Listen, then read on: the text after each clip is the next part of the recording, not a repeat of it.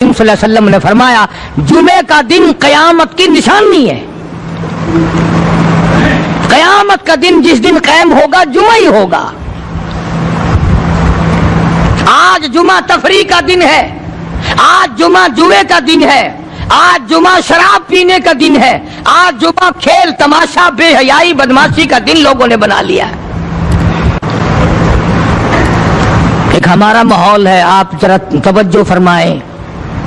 جمعے کے دن فلموں میں رش ہے، جمعے کے دن سینما کے ٹکٹ کا رش ہے، جمعے کے دن VCR بہت زیادہ چلتے ہیں، جمعے کے دن ٹیلی ویژن پہ بڑا رش ہوتا ہے، جمعے کے دن بدماشی ہے، جوا ہے، بے حیائی، زیادہ سے زیادہ بے حیائی جمعے کے دن ہوتی ہے.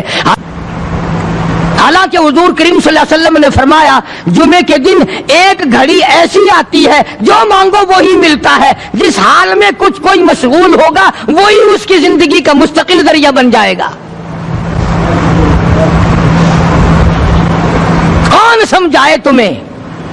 کس کے اندر طاقت اور جرت ہے کہ قوم کے دھارا پھیر سکے اور قوم کے رخ کو پھیر سکے؟ کون پھیر سکتا ہے؟ اس لیے قرآن کریم نے بار بار للکارا اور فرمایا افلم یہد لہم کما اہلکنا قبلہم من القرون. اکڑنے والوں، بدماشی کرنے والوں، بے غیرت کمینوں، بعد آؤ.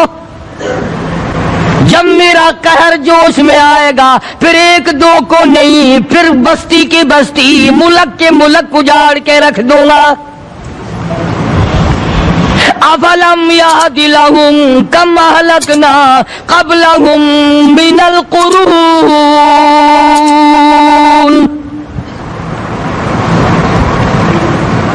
میں نے قرن کے قرن اجاڑ دیے، میں نے روئے زمین کے مالک اجاڑ دیے، میں نے ملکوں کے بادشاہ اجاڑ دیے، میں نے وزیر اعظم اجاڑ دیے، میں نے گورنروں سے بھیک کے ٹکڑے منگوا دیے. میں وہ خدا ہوں وَتُعِزُّ مَن تَشَاءُ وَتُذِلُّ مَن تَشَاءُ بِيَدِكَ الْخَيْرُ إِنَّكَ عَلَى كُلِّ شَيْءٍ قَدِيرٌ. سارا نظام میرے ہاتھ میں ہے. تبارک الذی بیدہ الملک. برکتیں میرے پاس ہے، رحمتیں میرے پاس ہے، خیر میرے پاس ہے، بھلائی میرے پاس ہے، سلامتی کے خزانے میرے پاس ہے، امن کے خزانے میرے پاس ہے. وہو علی بیدہ الملک. ملک میں راج میرا. وہو علی کل شیء قدیر. ذرے ذرے پہ قبضہ میرا، پتے پتے پہ قبضہ میرا، پہاڑ کی ایک ایک کنکر پہ قبضہ میرا، سمندر کے قطرے قطرے پہ قبضہ میرا. تو ہوتا کون ہے اکڑ کرنے والا؟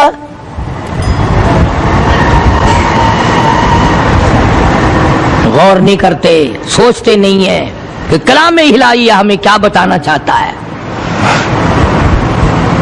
جناب عثمان رضی اللہ تعالیٰ عنہ فرماتے ہیں اور لوگوں میں نے ساری زندگی گزار دی، اسلام کے بعد جس دن سے میں نے کلمہ پڑھا آخری دم تک کوئی جمعہ ایسا نہیں، کوئی جمعہ ایسا نہیں گزرا اللہ کے نام پر میں نے ایک غلام خرید کے آزاد نہ کیا ہو.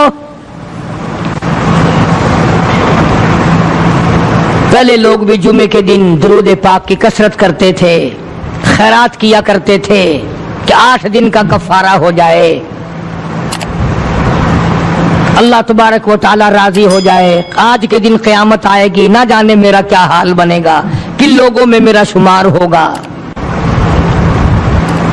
مدنی کریم صلی اللہ تعالی علیہ وسلم کا دربار لگا ہوا ہے،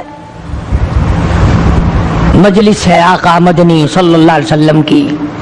وہ کتنے مقدروں والے جوان تھے جو اپنے محبوب صلی اللہ علیہ وسلم کی مجلس میں بیٹھتے تھے.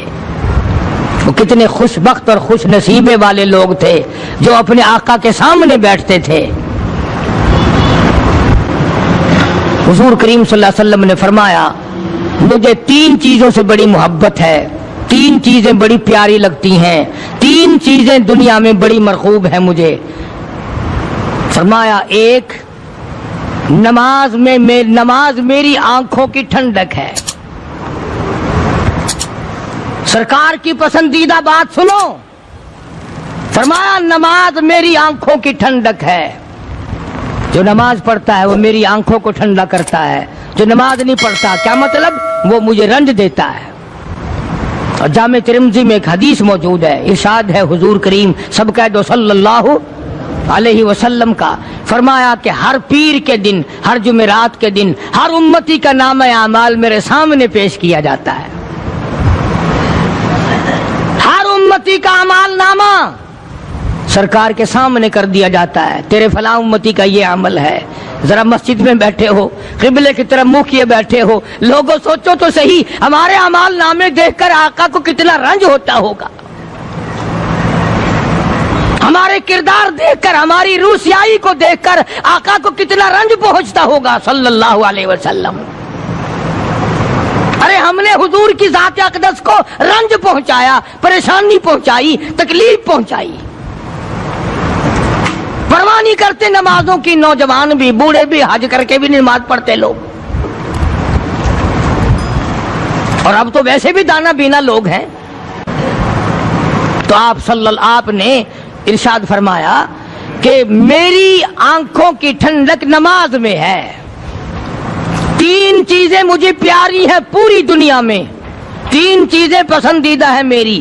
سب سے پہلی فرمایا نماز میری آنکھوں کی ٹھنڈک ہے، قرۃ عینی فی الصلاۃ او کما قال النبی صلی اللہ علیہ وسلم، فرمایا جس آدمی، جس امتی کا یہ دل کرے کہ میں نبی کی آنکھ ٹھنڈی ہو، اسے چاہیے کہ نماز پابندی سے پڑھے۔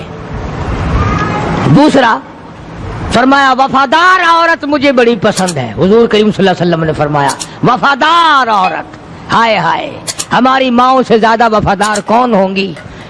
جناب عائشہ صدیقہ رضی اللہ تعالیٰ عنہ فرماتی ہیں کالی کملی والے کے گھر میں 3 مہینے چولہے میں آگ نہیں جلتی تھی۔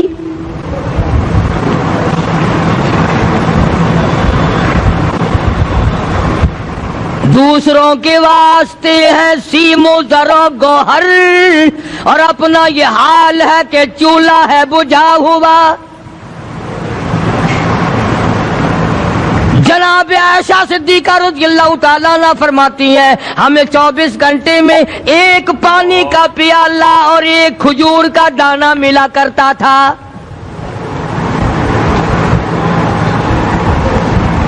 کبھی اپنی ماہوں کی خوراک تو دیکھو، خرچہ تو دیکھو، اور اگلی بات سنو تو حیران ہو جاؤ۔ جناب عائشہ صدیقہ رضی اللہ تعالیٰ عنہ فرماتی ہیں اس پیالے اور کھجور کی قدر بھی تب ہوئی جب وہ بھی نہ ملی۔ پیسوں کو برباد کرنے والوں، بے قدری کرنے والوں، ذرا سوچو تو صحیح کہ کیا گھر ہے محمد عربی سب کہہ دو صلی اللہ علیہ وسلم کا۔ اسی گھر سے خیر و برکت ملی صحابہ کرام کو، لیکن دنیا نہ تھی، بلڈنگ نہ تھی، کوٹھی نہ تھی، بنگلہ نہ تھا، چہل پہل نہ تھی۔ اچھا ایک بات اور آج یاد کر کے لے جاؤ، یہ تو مجبوری ہوئی نا، یہ تو ایک مجبوری ہوئی، پریشانی ہوئی، محتاجی ہوئی کہ پانی کا ایک پیالہ اور ایک کھجور کا دانہ ملتا تھا۔ اور اگلی بات سنو تو حیران ہو جاؤ، مجبوری اور چیز ہے، اختیار سے کرنا اور چیز ہے۔ جناب فاروق اعظم رضی اللہ تعالیٰ عنہ کی حکومت ہے، عائشہ صدیقہ رضی اللہ تعالیٰ عنہ کا سال کا خرچہ 12,000 روپیہ بوری میں بھر کر حضرت عمر نے حضرت عائشہ کے گھر پہنچا دیا، لو تمہارا یہ سال کا خرچہ آ گیا۔ سال کا خرچہ حضرت عمر رضی اللہ تعالیٰ عنہ نے جناب عائشہ صدیقہ رضی اللہ تعالیٰ عنہ کے پاس بھیجا۔ اتنا بڑا بورا بھر کر آیا۔ اللہ غنی، بجائے خوش ہونے کے، بجائے مچلنے کے، بجائے فخر کرنے کے، اپنی خادمہ سے فرمانے لگی، حضرت عائشہ خادمہ سے فرمانے لگی میں نے تو اپنے محبوب صلی اللہ علیہ وسلم کے پیٹ پہ پتھر دیکھے میں نے تو کالی کملی والے کو فاقے کرتے دیکھا. خادمہ سے فرمانے لگی اس بوری کے اور میرے درمیان میں کپڑا لٹکا دے, میری آنکھ دیکھنا گوارا نہیں کرتی, میری آنکھ دیکھنا بھی گوارا نہیں کرتی. اس نے کپڑا لٹکا دیا. اس کے بعد خادمہ سے فرمانے لگی مدینے میں اعلان کراؤ جس کو خیرات چاہیے وہ عائشہ کے دروازے سے آ کے لے جائے رضی اللہ تعالیٰ عنہا. سارے مدینے میں اعلان ہو گیا خیرات لینے والے آ جاؤ. شیئر ضرور کریں. ایک اور بات تھی اس وقت میں, ضرورت مند جاتا تھا, یہ نہیں کہ ٹیبک میں ہزاروں روپیہ پڑا ہوا پھر بھی مانگ کے کھانا ہے, جیب میں ہزاروں روپیہ پھر بھی مانگنا ہے, پلے سے نہیں کھانا. کہ جتنے بھیک مانگے ہیں نا بھیک مانگنے والے, 1 کروڑ روپیہ دے دو انشاءاللہ شام کو پھر بھی مانگے گا. اس کے مقدر میں بھیک مانگنا ہے. اسے فرمانے لگی کچھ نہیں ہے. وہ خادمہ کہنے لگی کچھ نہیں ہے. اب وہ خادمہ کہنے لگی کہ اگر 1 ٹکے کا گوشت منگوا لیتی تو تم بھی اپنا روزہ کھول لیتی, گوشت سے میں بھی کھا لیتی. کیا جواب دیا اما عائشہ صدیقہ رضی اللہ تعالی عنہا نے؟ فرمانے لگی اب تانا دینے سے کیا فائدہ, تو نے اس وقت یاد کیوں نہیں دلایا؟ اس لیے میں نے یہ واقعہ سنا دیا کہ پہلی بار سن کر کے تو آپ لوگوں کے دل میں بھی یہ بات آئی ہے نا کہ جی مجبوری ہے, چوری تو وہ کرنے سے رہی بیچاری. پریشانی جو ہوئی, غربت جو ہوئی, تنگی جو ہوئی, چلو پانی کا پیالے پہ گزر کیا. اور نہیں, یہ حضرات اختیاری بھی فاقہ کرتے تھے. اب 12,000 آیا اور افطار کرنے کے لیے چھچوا رہے, کھجور بھی نہیں. اور ہم تو خدا جانے کب کب تک کا انتظام سوچتے ہیں, پوتے پوتیوں تک کا انتظام جب تک نہ کر لیں اور اولاد در اولاد تک کا انتظام نہ کر دیں اس وقت تک ہماری تسلی تو ہوتی نہیں. اسی کو مجذوب نے بڑے عجیب طریقے سے سمجھایا, کہتا ہے کہ آنے والی کس سے ٹالی جائے گی, آنے والی کس سے ٹالی جائے گی, اور جان ٹھہری جانے والی جائے گی, روح رگ رگ سے نکالی جائے گی, تجھ پہ ایک دن خاک ڈالی جائے گی. تیرے رشتہ دار عزیز اقربا دھڑا دھڑ مٹی پھینک کے ایسے آئیں گے گویا تجھے پہچانتے بھی نہیں. بڑی بڑی عجیب باتیں کہی مجذوب علیہ رحمت نے. اللہ کی رحمت نازل ہو اس کی قبر مبارک پہ, آمین کا. کہتا ہے سب کی سب ہیں راہ روے کوئے فنا, سب چل رہے ہیں فنا کی طرف. اب یہ جو ہم لوگ بیٹھے ہیں نا خوش ہو رہے ہیں, میری 50 سال عمر ہو گئی, میری 60 سال عمر ہو گئی, میری 40 سال عمر ہو گئی, میری 30 سال کم عمر ہو گئی. اور اصل بات ہمارے دماغ میں, اپنے آپ کو آخرت کے لیے جس قدر ممکن ہو سکے تیاری کریں. آج کل بڑی رات ہے, سویرے اٹھو, کم سے کم صبح و شام ہر آدمی 1 تسبیح درود شریف کی, 1 تسبیح استغفار کی اور 1 تسبیح تیسرے کلمے کی, یہ تو کم سے کم ہو ہی جائے. بکواس کرتے سو جاتے ہیں, بکواس کرتے اٹھ جاتے ہیں. بھلا ہے کوئی زندگی کا معاملہ؟ اللہ سے معافی مانگتا سو جا اور معافی مانگتا اٹھ جا, خدا کی قسم اللہ کا دریائے کرم جوش میں آئے گا. تو یہ ساری چیزیں میں نے لیے عرض کی تو وقت پورا کرنے والا حساب نہیں کہ نہ جانے کس کو توبہ کی توفیق ہو جائے. کم سے کم ان 3 تسبیحوں کو ہر مرد عورت لازمی پکڑ لے. 1 تسبیح درود شریف کی, 1 تسبیح سبحان اللہ والحمدللہ ولا الہ الا اللہ واللہ اکبر ولا حول ولا قوت الا باللہ العلی العظیم, اور 1 تسبیح استغفر اللہ الذی لا الہ الا هو الحی القیوم واتوب الیہ یا استغفر اللہ ربی من کل ذنب واتوب الیہ, اور 1 تسبیح درود شریف کی اللہم صلی علی سیدنا مولانا محمد وعلی آل سیدنا مولانا محمد مبارک وسلم وصلی علیہ. جب 1 مرتبہ درود بندہ پڑھے گا 10 بار اللہ کی رحمت آئے گی, 10 گناہ معاف ہوں گے, 10 درجے بلند ہوں گے, 10 خطائیں معاف کر دی جائیں گی. تو کتنا بڑا اجر ہے. خصوصاً بوڑھوں کو چاہیے کہ وہ گپوں میں اپنا وقت خراب نہ کریں. خدا کی قسم قبر میں جانے کے بعد تجھے 1 سانس کی مہلت نہ ملے. پر مجھے اس بات کا افسوس ہے کہ آپ لوگ پورا مضمون سننے کی کوشش نہیں کرتے, بلکہ بعض لوگ بالکل اخیر میں سر سے, ایک ہے جمعے کی فضیلت حاصل کرنا, ایک ہے جمعہ پڑھنا, ایک ہے سیرو لہاونا, اس میں بڑا فرق ہے. ایک ہے سر سے اتارنا, اور ایک ہے اس کی فضیلت کا حاصل کرنا. حدیث پاک میں آتا ہے کہ جمعے کے دن فرشتے دروازے پہ کھڑے ہو کر کے حاضری لگاتے ہیں. ہاں اللہ صاحب مل کی ٹیکسٹائل مل کی حاضری کا تو پتا ہے, مسجد کی حاضری کا کوئی پتا نہیں. اگر دیر ہو جائے تو وہ گیٹ کیپر واپسی کر سکتا ہے, اگر دیر میں آیا تو یہ فرشتہ نہیں کہتا, لانتی ہوا پیچھے سے. بہت مدت کی بات ہے, علامہ یوسف بن نور رحمۃ اللہ علیہ زندہ تھے, میں کراچی تھا, تو حضرت نے مجھے فرمایا کہ جمعہ ہمارے یہاں پڑھا دو. اب کے میری والی میں جمعہ پڑھاتا تھا ان دنوں میں. تو میں جب گیا تو ہم ایک چھوٹے سے دروازے سے داخل ہونے لگے. ایک پٹھان کہنے لگا پرلے دروازے سے چلو, میں بھی ادھر سے جاتا ہوں. میں نے کہا کیوں؟ کہنے لگا فرشتہ ادھر رجسٹر لیے کھڑا ہے, تم ادھر سے گھس جاؤ گے تمہارا حاضری نہیں لگے گا.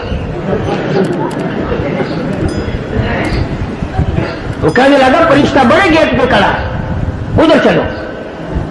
تو کم سے کم اس پٹھان کا تو یہ عقیدہ ہے کہ فرشتہ کھڑا ہے, اور تمہارا خیال یہ ہے کہ جمعے کے دن نہ فرشتہ ہے نہ خدا ہے, کوئی بھی نہیں ہے. اس لیے سیرت النبی صلی اللہ علیہ وسلم کا عنوان شروع ہوگا. وقتی آؤ, پورا مضمون سنو تاکہ لطف آئے, دل و دماغ بنے. اور عقیدہ میں نے تمہیں بتا دیا, لا الہ الا اللہ, خدا کے سوا الہ کوئی نہیں, مشکل کشا کوئی نہیں, پیدا کرنے والا کوئی نہیں, فصل میں, دکان میں, کارخانے میں اس کے سوا برکت دینے والا کوئی نہیں. اور یہ بات بتائی کس نے؟ محمد الرسول اللہ صلی اللہ علیہ وسلم. ہمارے نبی حضرت محمد الرسول اللہ صلی اللہ علیہ وسلم نے ہمیں یہ بات بتائی, خدا کے بعد خدا کوئی نہیں, مصطفیٰ کے بعد نبی کوئی نہیں, حضور صلی اللہ علیہ وسلم کے بعد کوئی کسی قسم کا جو نبوت کا دعویٰ کرے وہ کافر ہے, دجال ہے, بے ایمان ہے, وہ خنزیر سے بدتر ہے جو میرے آقا کے ختم نبوت کے تاج کو ہاتھ لگائے گا. فرمایا لہم قلوب لا یفقہون بہا. اللہ پاک جل شانہ فرماتے ہیں جس کا دل قرآن کریم سمجھنے کا عادی نہیں, لہم قلوب لا یفقہون بہا, جس کا دل قرآن سمجھنے کے لیے تیار نہیں, وَلَهُمْ أَعْيُنٌ لَا يُبْصِرُونَ بِهَا, جس کا کان اللہ کا قرآن سننے کے لیے تیار نہیں, أَمْ لَهُمْ آذَانٌ لَا يَسْمَعُونَ بِهَا, ام لہم آذان یسمعون بہا, جس کا کان خدا کا قرآن سننے کو تیار نہیں. خدائی فیصلہ سنو, اللہ کے قرآن کا فیصلہ سنو, اللہ کے کلام کا فیصلہ سنو. جس کا کان میرا کلام سننے کے لیے تیار نہیں, جس کو میرا قرآن سن کے مزہ نہیں آتا, جس کو میرا کلام سن کے حلاوت نہیں آتی, جس کو میرا کلام سن کے لذت نہیں آتی, جس کی روح تازی نہیں ہوتی, جس کو لطف نہیں آتا, جس کو کیف نہیں آتا, جس کو سرور نہیں آتا, جو میرا قرآن سننے کو تیار نہیں, جو میرا قرآن آنکھوں سے دیکھنے کو تیار نہیں, جو میرا قرآن سننے سمجھنے کے لیے تیار نہیں. آؤ پھر خدائی فیصلہ سنو. فرمایا اولئک کالانعام,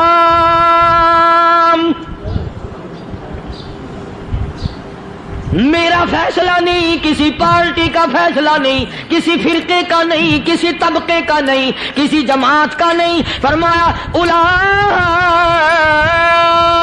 الانعام, پیدا کرنے والا مالک و خالق کہتا ہے مجھے اپنی کبریائی کی قسم یہ سارے جانور ہیں.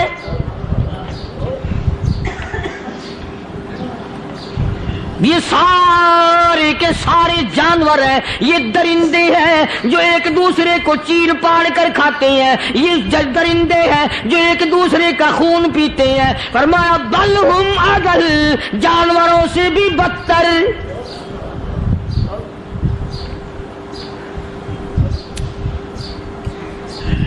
جس کے دل میں قرآن سن کر ترس نہیں, جس دل میں رحم نہیں, اپنے سے کمزور دیکھ کر جس کے دل میں شفقت نہیں, مہربانی کا مادہ نہیں. فرمایا وہ کوئی بندہ ہے, وہ تو جانور ہے. اور خدا قسم میں آ گیا, فرمایا بل ہم اضل, اس سے بھی بدتر. اللہ والے جو ہیں وہ ان خصلتوں کو دور کراتے ہیں اور وہ آدمی کے مزاج اور دل میں سے ایسی چیزیں نکالتے ہیں جو اس کی بربادی کا ذریعہ بنتا ہے. دل کی بیماریوں کا کسی کو فکر نہیں. بخار ہو جائے آپ چڑھ جائے آپ کو پتہ چل جاتا ہے, نزلہ ہو جائے آپ کو پتہ چل جاتا ہے, کھانسی ہو جائے پتہ چل جاتا ہے. دل کی بیماریوں کا کیا پتہ چلے؟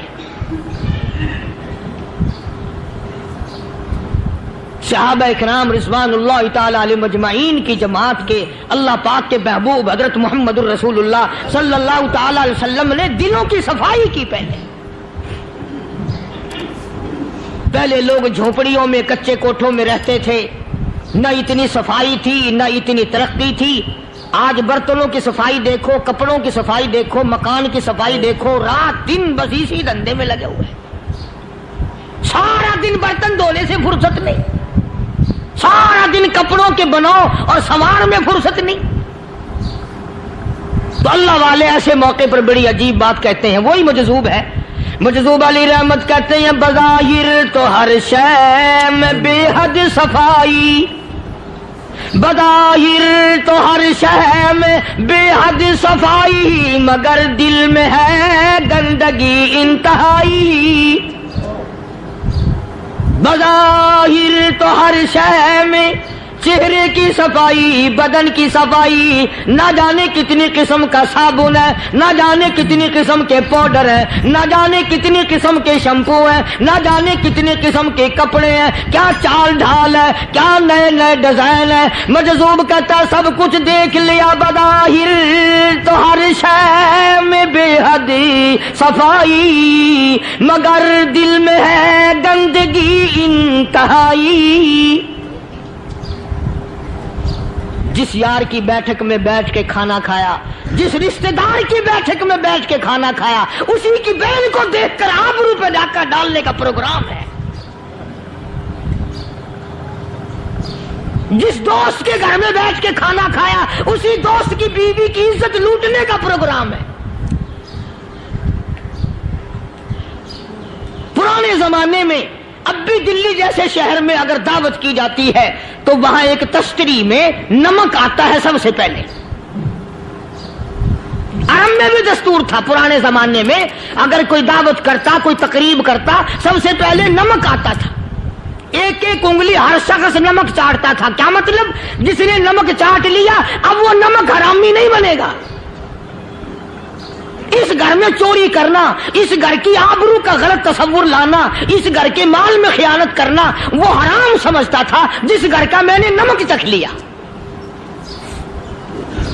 اور مسلمانوں کی بات نہیں, ہندوؤں کی بھی یہ باتیں تھی. مولانا محمد علی صاحب جلندری سب قید رحمت اللہ علیہ فرمایا کرتے تھے کہ ایک سکھ تھا بہت بڑا ڈاکو, مسلمان اور ہندو مل کر اس کو ساتھ ملا کر کے لے گئے کہ یہاں اس گاؤں میں اس پنڈ میں ڈاکہ ڈالے. سفر کر کے گئے, تکلیف اٹھا کے گئے. اس سکھ ڈاکو نے پوچھ لیا کہ یہ کون سا گاؤں ہے کہ یہ فلانا ہے. اچھا سارے کے سارے یہ تلاش کرو, یہ سوچ بچار کرو, اپنے پنڈ کی, اپنے علاقے کی, کسی مسلمان کی, کسی ہندو کی, کسی سکھ کی, کسی چوڑے چمار کی اس گاؤں میں لڑکی تو نہیں. ہمارے یہاں سے کوئی لڑکی تو شادی ہو کے یہاں نہیں آئی ہوئی. ان ساروں میں سے کہنے لگا کہ ہمارے بھنگی کی لڑکی جمعدار کی یہاں آئی ہوئی ہے. کہنے لگا واپس چلو, بیٹی بیٹی ہے چاہے بھنگی کی ہو یا نواب کی ہو. ارے کل بیٹی کا ڈولا دیا تھا, آج ڈاکہ ڈالیں گے, شرم نہیں آئے گی؟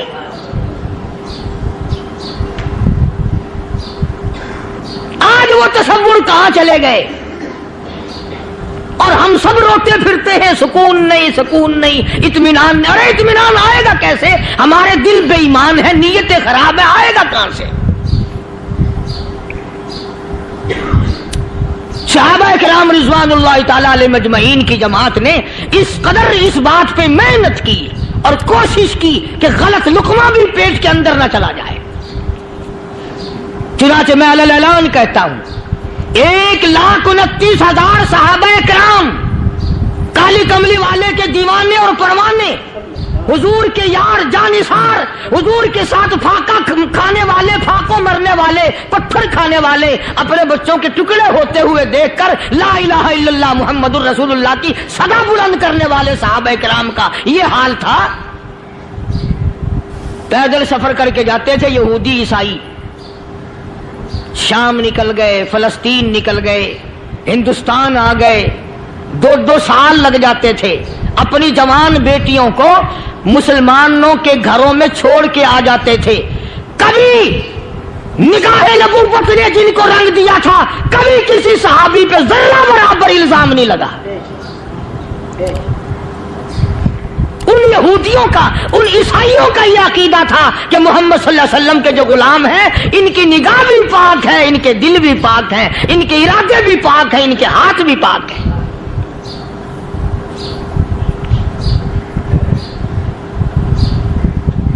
मिस्र के गवर्नर ने, मिस्र के जनरल कर्नल ने खत लिखा सैयदना फारूक आजम रजी अल्लाह ताला अन्हु की खिदमत में। दौरे खिलाफत है हजरत फारूक आजम का।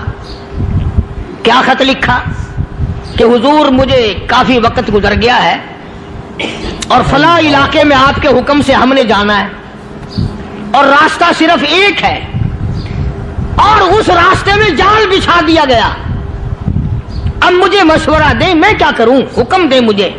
जाल क्या बिछा दिया गया कि हमें पता चल गया है ईसाइयों ने प्रोग्राम बनाया, सैकड़ों लड़कियां तलाश कर करके बड़ी खूबसूरत हसीना इकट्ठी की हैं, उनको गाने बजाने की ट्रेनिंग दी है, उनको अच्छी अच्छी आवाजों वाली लड़कियां ढूंढ के लाए हैं और उन्होंने ये प्रोग्राम बनाया कि जब मुसलमानों की फौज इस गली से गुजरेगी, इन कोठों के ऊपर चढ़ के गाना बजाना करेंगे ताकि उनके दिल में बदमाशी आए और उनका बेड़ा गर्क हो।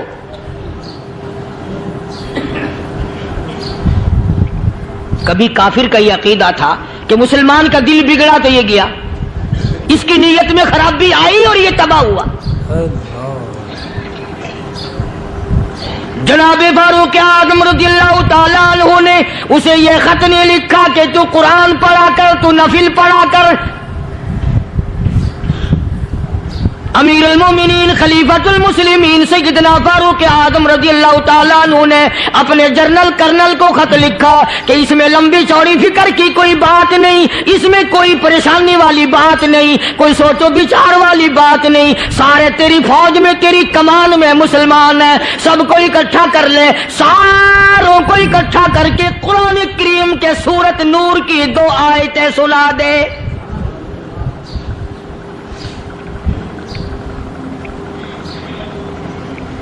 ये भी नहीं फरमाया कि सजा सुनाओ, इतने कोड़े लगेंगे, जो खिलाफ करेगा यूं कैद होगी, यूं कोर्ट मार्शल कर दिया जाएगा, कुछ नहीं।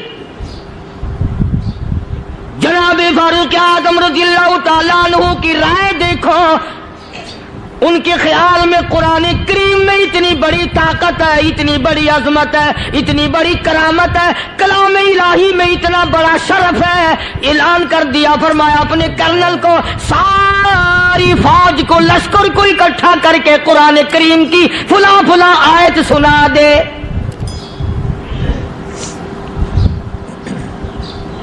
और उसके बाद बेधड़क फौज को, लश्कर को उसी रास्ते से गुजार के ले जा, बेधड़क ले जा। हाय, कभी कुरान की 2 आयतों से काम बन जाता था, अब सारे कुरान से मेरा तेरा काम नहीं बनता। कसूर कुरान का नहीं है, ये मेरा तेरा है। ये तो इतनी वफादार कलाम है, इतनी पाक कलाम है, खुदा की कसम।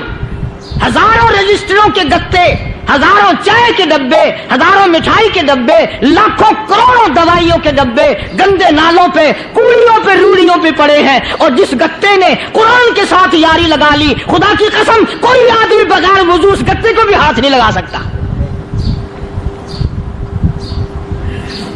हजारों नहीं, लाखों कपड़े मार्केट में पड़े, पर जिस कपड़े ने कुरान से यारी लगा ली, जो कपड़ा जुज़दान बनकर कुरान पे चढ़ गया, लोग उसको भी चूमते हैं और चूमना चाहिए।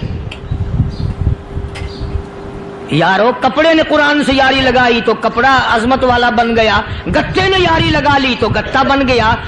ہزاروں قسم کے کاغذات روزانہ ذلیل ہوتے پھرتے ہیں. جس کاغذ پہ قرآن لکھا گیا وہ عظمت پا گیا, جس سیاہی سے قرآن لکھا گیا وہ سیاہی عظمت والی بن گئی. ارے اگر مسلمان قرآن کو اپنے اندر پیدا کر لے, اس کی عظمت کو بسا لے, اس کو اپنا لاہ عمل بنا لے, اس کو اپنے سر پہ رکھ لے, تو کیا یہ بندہ قرآن کے ساتھ وفاداری کرے تو قرآن کیا خیال ہے قرآن بے وفائی کر دے گا؟ یقین نہیں, یقین اصل بات اعتقاد کی ہے. یقین کا تو یہ عالم بنا ہوا ہے کہ اگر کوئی چوری کا معاملہ ہو جائے اور کسی پر شبہ ہو, اگر اسے کہو کہ قرآن اٹھا دے تو دیر نہیں لگائے گا, اور اگر کہے کہ فلانی خانگاہ کا کنڈا مار دیا کہ یہ کام میں نہیں کرتا. خانگاہ کے کنڈے پہ ایمان ہے, قرآن پہ ایمان نہیں. اس پر یقین ہے کہ پیر اندھا کر دے گا, اور یہاں یقین نہیں کہ جس خدا نے پیدا کیا اگر میں نے جھوٹا قرآن اٹھایا تو وہ برباد کر دے گا.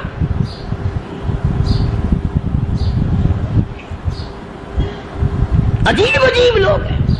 چنانچہ مصر کے کرنل نے, مصر کے جنرل نے ساری فوج کو اکٹھا کر لیا. اس نے بھی یہ بات تو نہیں کہی کہ فاروق اعظم کو دوبارہ خط لکھتا کہ حضرت یہ تو 2 آیتیں آپ نے لکھی, یہ تو سارا قرآن روز پڑھتے ہیں, پر بنے گا کیا؟ جیسے فاروق اعظم کا یقین تھا, فاروق اعظم کی فوج کے کرنل کا بھی یقین ہے, فاروق اعظم کے فوج کے جنرل کا بھی یقین ہے. اس نے ساری فوج کو اکٹھا کیا, لشکر کو جمع کیا, اور اس کے بعد کہنے لگا قل للمؤمنین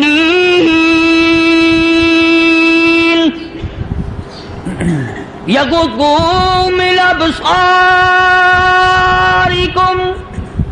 وَيَحْفَظُوا فُرُوجَهُمْ ذَلِكَ أَزْكَىٰ لَهُمْ إِنَّ اللَّهَ خَبِيرٌ بِمَا يَصْنَعُونَ. او لوگوں, خدا تمہیں کہتا ہے اپنی آنکھوں کی حفاظت کرو. اگر تمہاری نظریں غلط جگہ پڑی, اپنی عزت کی حفاظت کرو, اپنی آبرو کی حفاظت کرو. اگر غلط نظریں پڑی, غلط استعمال ہوئی, ان اللہ خبیر بما یصنعون.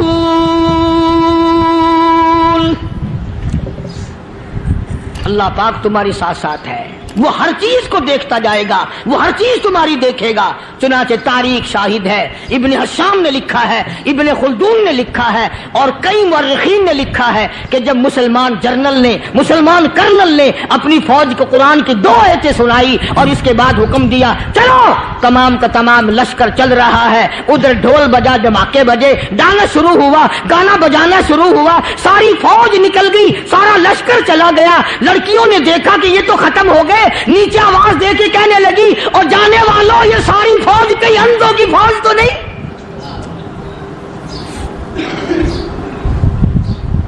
یہ حسن کا نظارہ اور یہ ڈانس اور یہ آواز, ہم ناچ ناچ کے تھک گئی, کوئی سر نہیں اٹھاتا.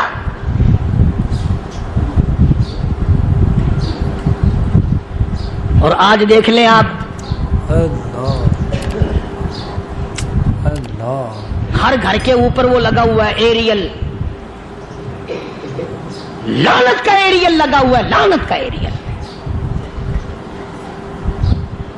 حاجیو تم کیا کہتے ہو کہ ہمارے گھر کا اس میں کیا بگڑے گا؟ خدا کی قسم وہ بگڑتا ہے, وہ دیمک لگتی ہے, وہ تباہی پھرتی ہے, تمہیں پتہ بھی نہیں چلتا.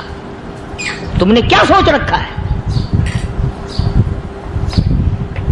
مسلمان کرنل کے حکم پہ ساری فوج نکل گئی. ناچنے والی گانے والی لڑکیاں عیسائیوں کی حیران ہیں. کیا ہوا؟ لاکھوں کی تعداد میں فوج گزر گئی, کوئی نگاہ اٹھا کے نہیں دیکھتا. ایک مسلمان سپاہی گزرتا گزرتا نیچی نظریں کیے کیے کہنے لگا سر کیسے اٹھائے, نگاہ کیسے کوئی اٹھائے گا؟ یہ سارے کے سارے اللہ کا قرآن سن کر آئے ہیں.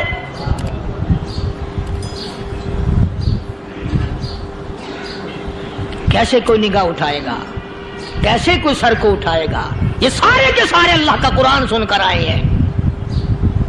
ان کا عمل ہوا نا قرآن پہ, ان کے عمل کا کتنا بڑا اثر پڑا. مورخین نے لکھا, ابن ہشام لکھتا ہے, عیسائی لڑکیوں نے چھلانگیں لگا دی, کوٹھی سے نیچے آ گئی, کہنے لگی عام مسلمانوں وہ قرآن ہمیں بھی سنا کے جاؤ جس میں اتنی اسپرٹ ہے, اتنی طاقت ہے, جو حسن کے نظارے سے روک دے, جو گانے بجانے سے روک دے. یہ تو آدمی کے دل کا سکون ہے. نہ گانا سنتے ہو نہ حسن کا نظارہ کرتے ہو, جاتے والے یوں نہ جاؤ, ہمیں بھی وہ قرآن سنا کے جاؤ.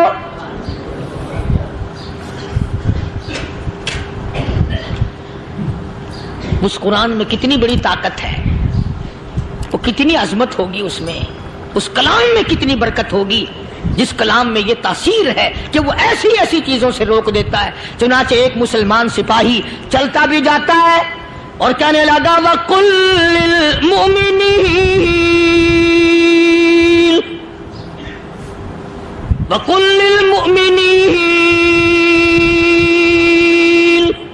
قرآن کی آیت پڑھ کے سنائی. سینکڑوں نہیں بے شمار لڑکیاں ایک مسلمان کی زبان سے اللہ کا قرآن سن کے کہنے لگی, اور جانے والوں چھوڑ کے نہ جاؤ, ہمیں بھی کلمہ پڑھاؤ.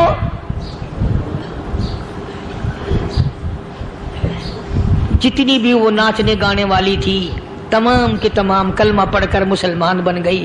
اور مورخین نے لکھا ہے آخری دم تک قرآن کی شیدائی اور دیوانی بن کے گزری ہے.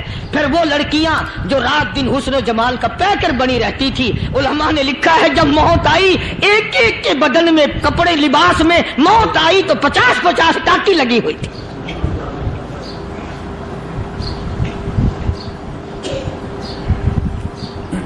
بظاہر تو آج بھی بڑی جھاڑا پنجی ہے, بڑی صفائی ہے, بڑی دوڑ دھوپ ہے. اسی کو مجذوب الاعلان کہتا, بظاہر تو ہر شے میں بے حد صفائی, مگر دل میں ہے گندگی انتہائی, کبھی اس کے دھوکے میں آنا نہ بھائی, یہ سب ہے رعائی, یہ بس ہے رعائی. یہ تو چیز ہی کچھ نہیں. بڑے بڑے دھندے ہمیں پلٹتے دیکھے, بڑے بڑے نظام بگڑتے دیکھے. محمد عربی صلی اللہ تعالی علیہ وسلم کے دربار میں بڑے بڑے لوگ آتے تھے. اللہ غنی, نگاہ نبوت نے جس کو رنگ دیا سبحان اللہ, پھر قیمت جو بن گیا وہ اسلام کی دولت سے پیچھے نہ ہٹا. کوئی پیچھا پھر کے دیکھا ہی نہیں کہ ہم کیا کر رہے ہیں. ایک لذت تھی, ایک کیف تھا, ایک سرور تھا صحابہ کرام کو. کہاں سے وہ چیز ہم لائیں, کیسے ہم میں وہ چیز پیدا ہوگی. جنگ بدر ہوا, بڑی بہترین بات ہے, توجہ لکھ کے لے جاؤ, انشاءاللہ قبروں میں دعائیں دو گے. جنگ بدر ہوا, 70 سے زیادہ کافر پکڑے گئے, مدینے میں پکڑ کے قیدی بنا کر کے لائے گئے. تنگ دستی کا زمانہ ہے, 1 سال نہیں ہوا مسلمان گزر کے آئے تھے, مار کھا کے آئے, پریشان ہو کر آئے, دن دولت چھوڑ کر لوٹا کر آئے. ان کے پلے کیا تھا. شام کا وقت ہوا, مدنی کریم صلی اللہ تعالی علیہ وسلم نے مسجد کے دروازے میں کھڑے ہو کر اعلان فرما دیا, کون ہے, کون ہے جو میرے مہمانوں کو کھانا کھلائے. اور وہ مہمان کوئی شہنشاہ نہیں تھے, ہیں بھی کافر, ہیں بھی اسلام کے دشمن, آئے بھی صحابہ کرام کو مارنے, میدان جنگ سے پکڑ کے لائے گئے, جنگی قیدی ہیں. اس نبی کی طرف کبھی منہ کیا کر جس نبی کا تو غلام ہے, امتی بنا پھرتا ہے. فرمایا کون ہے جو میرے مہمانوں کو کھانا کھلائے. صحابہ کرام میں سے کسی نے 2 پکڑ لیے, کسی نے 1 کو ساتھ لے لیا. ایک بنادار سا غریب سا صحابی ہے, اس نے ساتھ لے لیا ایک مہمان اور گھر لے کے گیا. بیوی کو کہنے لگا کہ کھانا کتنا ہے, کہ بس 1 آدمی جوگا ہے, 1 آدمی کی کافی ہوگا. کان میں کہنے لگا اپنی بیوی کے، دستور تھا عرب کا، مہمان اور میزبان اکٹھے کھایا کرتے تھے، اپنی گھر والی کے کان میں کہنے لگا کہ اس کے آگے کھانا رکھ دیں گے مہمان کے، جب یہ کھانا شروع کر دے گا کسی بہانے سے دیوا بجھا دیو، میں یوں ہی منہ کو خالی ہلاتا رہوں گا، یہ کھانا کھا لے گا، پیٹ بھر جائے گا اس کا۔ چنانچہ کھانا آگے رکھ دیا، جو کچھ بھی تھا، اس نے کھانا شروع کیا کہ جی آپ بھی کھائیں، کہ ہاں ہاں میں بھی کھا رہا ہوں۔ بس یوں ہی کھانے میں بھی ہاتھ لگائے، منہ کو بھی ہاتھ لگائے اور منہ کو چلائے بھی برابر، بیوی نے چراغ بجھا دیا۔ یہ عمل تو صحابی کر رہا ہے اپنے گھر میں، ادھر قرآن کریم نازل ہو گیا محمد کریم صلی اللہ علیہ وسلم کی ذات پہ، فرمایا وَيُؤْثِرُونَ عَلَىٰ أَنفُسِهِمْ وَلَوْ كَانَ بِهِمْ خَصَاصَةٌ وَمَن يُوقَ شُحَّ نَفْسِهِ فَأُولَٰئِكَ هُمُ الْمُفْلِحُونَ۔ اور میرے محبوب مبارک ہو، تیری امت میں ایسے لوگ بھی ہیں جو اپنا منہ خالی ہلا رہا ہے، بیوی بھوکی بیٹھی ہے، چراغ بجھائے بیٹھی ہے اور اپنے ہاتھ کو خالی چلا رہا ہے اور میرے بندے کا پیٹ بھر رہا ہے۔ اور میرے محبوب مجھے اپنی عظمت کی قسم، میں تیری ان دیوانوں پہ جنت واجب کر چکا۔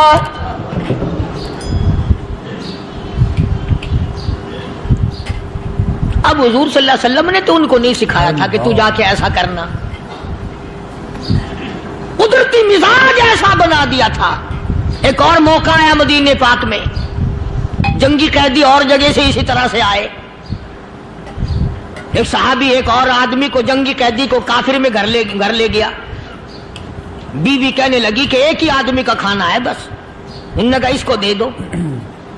وہ کافر جنگی قیدی کہنے لگا جی آپ بھی کھائیں، کہنے لگا بھی بات ہے صاف، ایک آدمی کا کھانا ہے، تو کھانا کھا، میں درخت کے پتے چبا لیتا ہوں۔ وہ کہنے لگا میں کھاؤں گا پتے، انہوں نے کہا تو رئیس آدمی ہے مکے کا، میں پرانا غریب ہوں، مجھے پتے چبانے کی عادت ہے، تیرے پیٹ میں درد نہ ہو جائے، میں عادی ہوں پتے چبانے کا۔ اس نے پتے چبا لیے۔ کافر مسافر اور مہمان جو تھا جنگی قیدی، اس کو کھانا کھلا دیا۔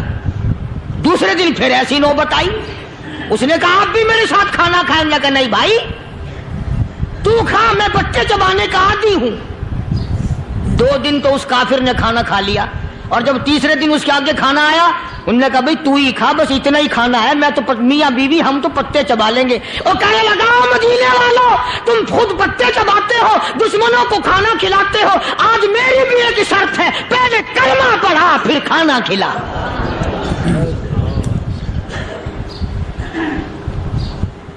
آج میری بھی ایک شرط ہے۔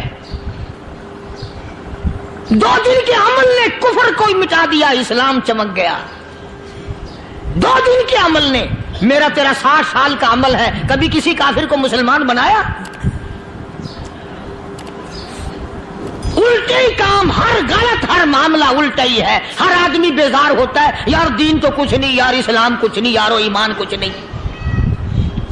اسی کو قرآن کریم نے للکار کے آواز دے کے فرما دیا لوگوں ایسی گڑبڑ نہ کرو ورنہ میں وہ خدا ہوں فَأَخَذَتْكُمُ الصَّاعِقَةُ وَأَنْتُمْ تَنْظُرُونَ۔ جبریل امین نے ایک چیخ ماری، ساری قوم کے جگر پھٹ گئے۔ میں وہ خدا ہوں لا تركضوا وارجعوا إلى ما أترفتم فيه ومساكنكم لعلكم تسألون۔ لوگ مکان چھوڑ کے بھاگتے ہیں، ماحول چھوڑ کر بھاگتے ہیں، معاشرہ چھوڑ کر کے بھاگتے ہیں۔ خدا کہتا آؤ جن مکانوں پہ تمہیں ناز تھا وہ یہ کھڑے بھاگ کر رہے۔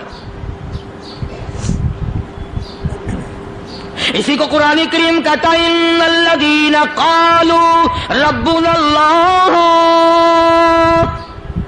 ثم استقاموا وہ آدمی جس نے لا الہ الا اللہ محمد الرسول اللہ صلی اللہ علیہ وسلم پڑھا، اللہ کی توحید کا اقرار کر لیا، او میرے مالک تیرے سوا میرا کوئی مشکل کشا نہیں، حاجت روا نہیں، میرے دل کے بھید کو جاننے والا نہیں، میری بگڑی بنانے والا کوئی نہیں، اجڑوں کو بسانے والا کوئی نہیں، کھیتی کو آباد کرنے والا کوئی نہیں، ایک دانے سے سینکڑوں دانے بنانے والا تیرے سوا کوئی نہیں۔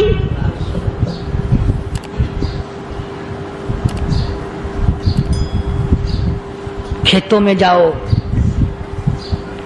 کبھی یہ تو سوچو کہ دنیا میں حکومتوں نے کتنے مل لگا رکھے ہیں، چینی کے شکر کے کتنے مل ہیں، کتنے ڈیپو ہیں، پھر بھی قلت ہو جاتی ہے۔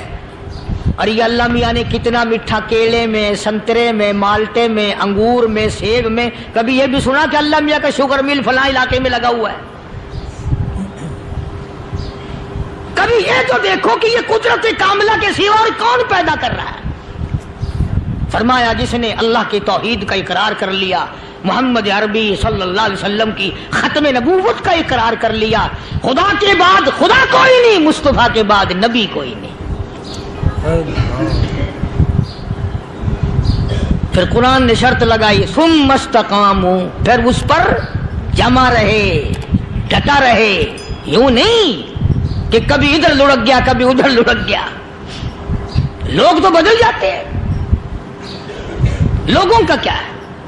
پچھلے سال کی بات ہے، یہیں مغرب کی نماز کے بعد گرمی کے موسم میں میں یہاں بیٹھا ہوا تھا، باہر آ گئے شہر کے وہ آدمی، وہ کہنے لگے جی ایک کام آئے ہیں۔ میں نے کہا کیا؟ کہ 25,000 روپے چوری ہو گیا ہمارا، بتاؤ ہمیں۔ میں نے کہا بھی مجھے کیا پتا؟ انہوں نے کہا نہیں سارا شہر کہتا ہے کہ قاری نہیں بتا دیتا ہے۔ میں نے کہا اچھا یہ یوں نہیں جانے کا؟ میں نے کہا پھر آدھے لوں گا۔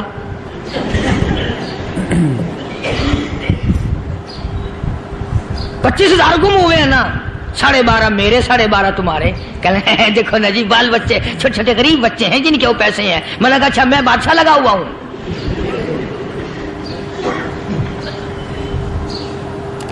انہوں نے کہا جی سودا مہنگا۔ میں نے کہا پھر کہیں اور چلے جاؤ۔ جتنا میں نے سمجھایا نہیں ماننا کہ اگر ہمیں یوں پتہ چل جائے مولویوں کو ولیوں کو تو پھر یہ لاکھوں کروڑوں پولیس والے رکھنے کی ضرورت ہے بھلا؟ اتنی بڑی فوج کا رکھ کر کیا کریں گے ہم؟ اربوں روپیہ فوج کا خرچہ ہے، دو ولی، ایک ولی کو اس بارڈر پہ بٹھا دیں گے، ایک ولی کو اس بارڈر پہ بٹھا دیں گے، پھر ہم بڑھانا دیں گے اولیاء کرام رجمت۔ ذہنیت مری گئی، سمجھ نہیں پاتے، دین کے قریب نہیں آتے لوگ، سمجھتے نہیں۔ فرمایا ثم استقاموا تتنزل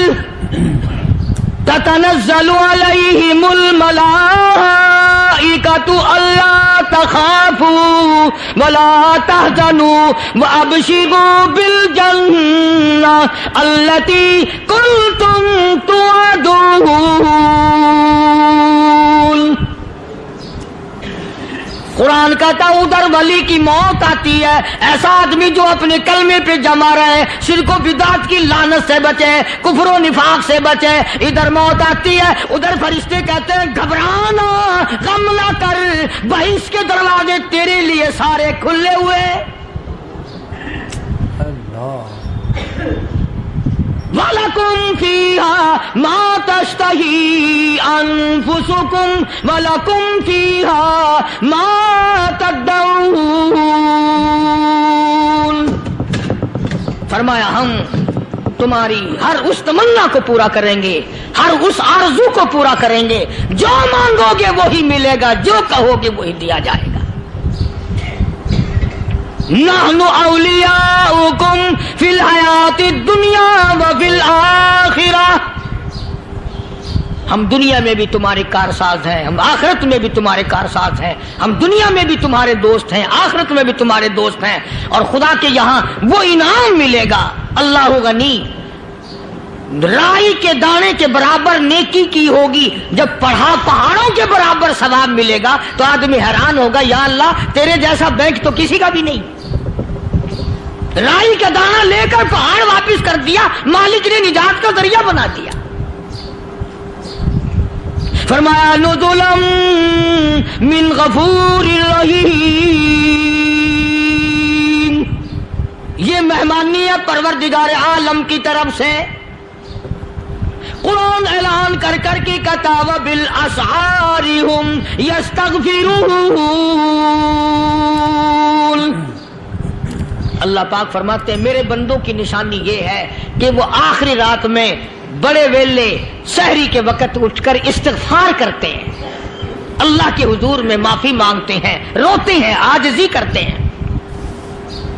کہتا کہ ایک تڑپ سی دل میں امنگتی ہے، ایک درد جگر میں ہوتا ہے، ایک تڑپ سی دل میں امنگتی ہے، ایک درد جگر میں ہوتا ہے، ہم رات کو رویا کرتے ہیں جب سارا عالم سوتا ہے۔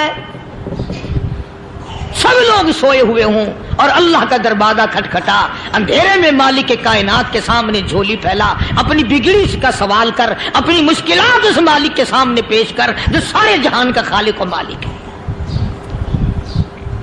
عقیدہ بھی بناؤ، اعمال بھی بدلو، مزاج بدلو، طبیعتوں میں انقلاب لاؤ، اور لوگوں ان گھروں کو مسلمانوں والے گھر بناؤ۔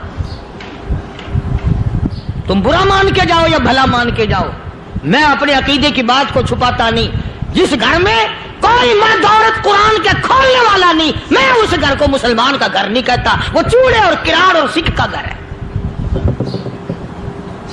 تمہیں یہ سکھایا کس نے ہے کہ مرنے کے بعد قرآن پڑھا جاتا ہے اور ساری زندگی میں نہیں پڑھا جاتا؟ یہ قرآن مردوں کے لیے تھوڑی آیا، یہ زندوں کے لیے آیا ہے۔ حدیث پاک میں آتا ہے حضور کریم صلی اللہ علیہ وسلم نے فرمایا عیسیٰ علیہ السلام ایک قبرستان سے گزرے، گورستان سے گزرے تو ایک قبر کو دیکھا، وہ نبی ایسا تھا، اس کے معجزات ایسے تھے، قبر میں دیکھا تو ایک بڑھیا جل رہی ہے، سڑ رہی ہے، تباہ ہو رہی ہے، رو رہی ہے۔ تو عیسیٰ علیہ السلام پناہ کر کے وہاں سے گزر گئے۔ چند دنوں کے بعد جو اسی قبر کے پاس سے گزرے تو عیسیٰ علیہ السلام کو دھیان آیا کہ اس قبر میں ایک بڑھیا بڑی عذاب بھگت رہی تھی، مگر اس دن جو دیکھا وہ تو عیش میں بیٹھی ہے، تخت میں بیٹھی آرام کر رہی ہے۔ سیدنا عیسیٰ علیہ السلام نے اللہ پاک سے سوال کر دیا، الہی مرنے کے بعد تو آدمی کوئی نیکی بھی نہیں کر سکتا، اس نے کیا کر لیا جو اس کا سارا نظام بدل گیا؟ آواز آئی اے عیسیٰ لکھ کے لے جاؤ یہ بات، حضور کا فرمان ہے۔ فرمایا اے عیسیٰ، اس مائی کے چھوٹے سے پوتے نے استاد کے پاس جا کر کے پڑھا بسم اللہ الرحمن الرحیم، اس ننھے سے منہ سے، چھوٹے سے منہ سے جب یہ لفظ نکلا اے اللہ تو بڑا مہربان ہے، تو بڑا کریم ہے، عیسیٰ چھوٹے سے منہ سے جب نکلا، وہ تو معصوم تھا، اس کے منہ سے جب نکلا نا تو میں بڑا مہربان ہوں، میں نے اس معصوم بچے کے صدقے میں اس کی دادی پہ کرم کر دیا، اس کے نام میں بڑی برکتیں ہیں، اس اللہ کا نام لینے میں بڑی برکتیں ہیں۔ گڑ میں مٹھاس ہے، اللہ کے نام میں مٹھاس نہیں، ٹافیوں میں مٹھاس ہے، اللہ کے نام میں مٹھاس نہیں۔ تم نے چکھ کے نہیں دیکھا، اگر تم چکھ لو خدا کی قسم دنیا کی کوئی چیز اچھی نہ لگے اللہ کے نام کے مقابلے میں۔ اللہ پاک مجھے اور آپ سب کو اپنا نام لینے کی توفیق عطا فرمائے، اپنے قرآن کی تلاوت کرنے کی توفیق عطا فرمائے، اور اپنا ذکر اور اپنا فکر اور اپنے شکر کی توفیق عطا فرمائے، اور اللہ پاک ہم سب کو یہ ہمت دے کہ مرتے دم تک ہم قرآن سے یاری کریں، قرآن سے وفاداری کریں۔ وآخر دعوانا ان الحمدللہ رب العالمین۔ ماشاءاللہ سبحان اللہ۔ دوستو کیسا لگا آپ کو ہمارا بیان؟ اگر بیان پسند آیا ہو تو اسے لائک کریں، ہمارے چینل کو سبسکرائب کریں اور دوسروں تک سے شیئر ضرور کریں۔